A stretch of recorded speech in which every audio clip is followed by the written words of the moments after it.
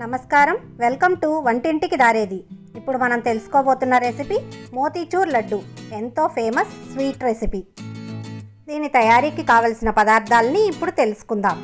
1 cup శనగపప్పు, 1 cup పంచదార, నెయ్యి, నూనె, కిస్మిస్, జీడిపప్పు, యాలకుల పొడి, ఫుడ్ కలర్.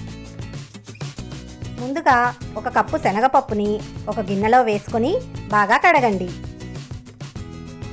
అలా కడిగిన శనగపప్పులో మంచినీళ్లను పోసుకొని 2 గంటల పాటు నాననివ్వండి.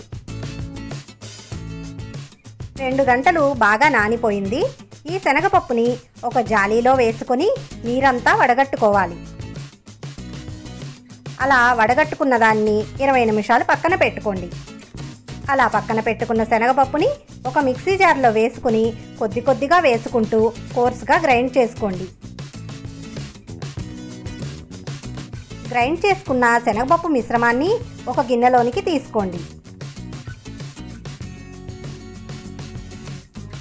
ఈలోగా నూనెని వేడి చేసుకోండి. ఇలా వేడెక్కి ఉన్న నూనెలో కొద్ది కొద్దిగా ఆ మిశ్రమాన్ని చూపించిన విధంగా వేసుకోండి.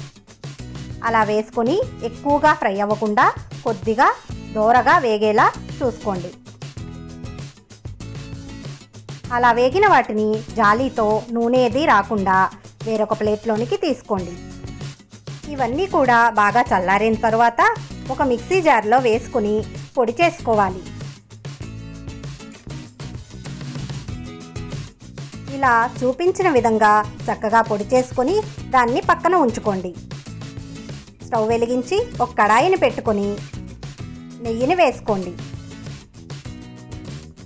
నెయ్యి బాగా కరిగిన తరువాత జీడిపప్పుని వేసుకొని కొద్దిగా ఫ్రై చేసుకోండి.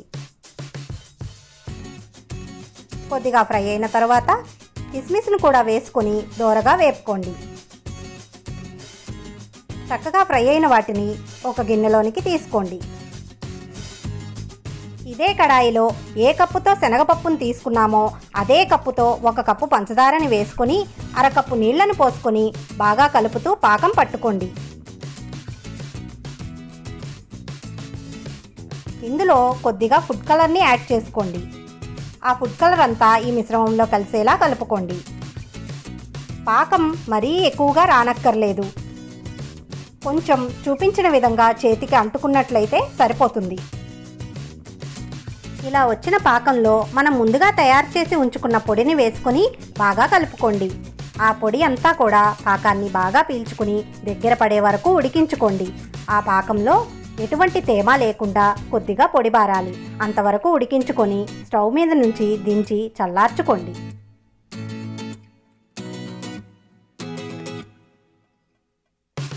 లడ్డూ మిశ్రమం సిద్ధంగా ఉంది.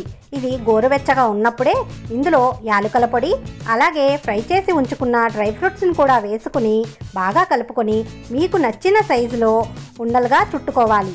ఇలా చేసుకుంటే మన మోతీచూర్ లడ్డూలు తయారైపోతాయి. ఇంతేనండి, చాలా సులభంగా మన ఇంట్లోనే ఎంతో ఫేమస్ స్వీట్ మోతీచూర్ లడ్డు తయారు చేసుకోవచ్చు. ఈ మోతీచూర్ లడ్డూల్ని బయట షాప్లో కొనాలంటే చాలా ఎక్కువ ఖర్చు అవుతుందండి. అదే మనం ఇంట్లోనే ఇలా ప్రిపేర్ చేసుకుంటే చాలా తక్కువ ఖర్చుతో మన ఇంటిల్లిపాది చక్కగా ఎంజాయ్ చేయొచ్చు. నేను చూపించిన విధంగా ఈ లడ్డూల్ని మీరు కూడా తయారు చేసుకుని చూడండి.